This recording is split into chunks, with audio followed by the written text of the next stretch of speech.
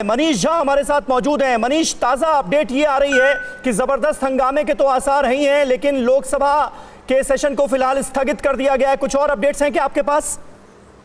जी हाँ, बिल्कुल। देखिए, आज की कार्रवाई संपन्न हो गई है लोकसभा की, और आज लोकसभा को स्थगित कर दिया गया है। अब कल जो कार्यक्रम के तहत कल दोपहर से फिर लोकसभा की कार्रवाई शुरू होगी, और फिर अभी से लेकर जो ये लोकसभा की कार्रवाई होगी उसमें जैसा आपने भी कहा, और प्रधानमंत्री के उद्बोधन में भी उन्होंने साफ तौर पर ये संकेत दे भी दिए हैं कि मसला दरअसल सीमा पर किस तरह से चीन के साथ भारतीय सेना डटी हुई है और वहां पूरे जोश जज्बे के साथ है।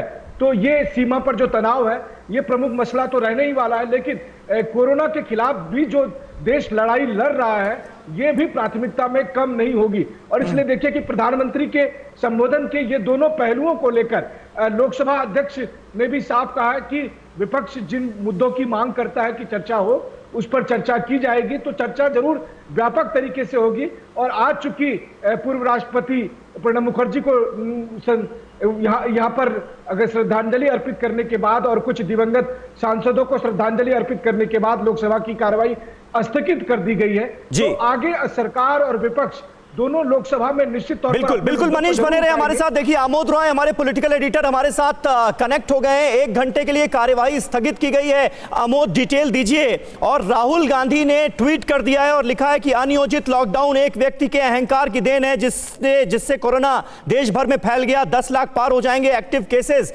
कुछ वक्त के बाद। तो तेवर बेहद कड़े नजर आ रहे हैं विपक्ष के।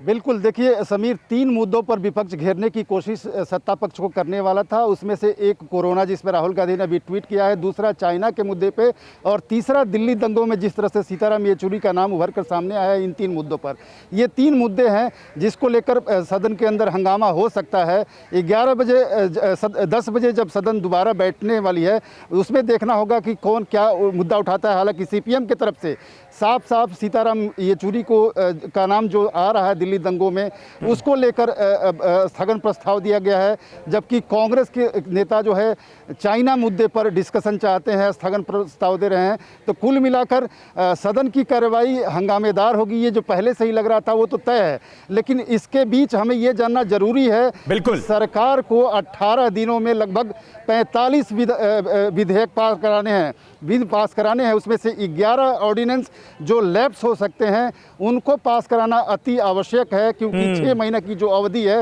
वो क्रॉस कर जाएगा। तो इस सरकार बिल्कुल आमोद बने रहे आप हमारे साथ।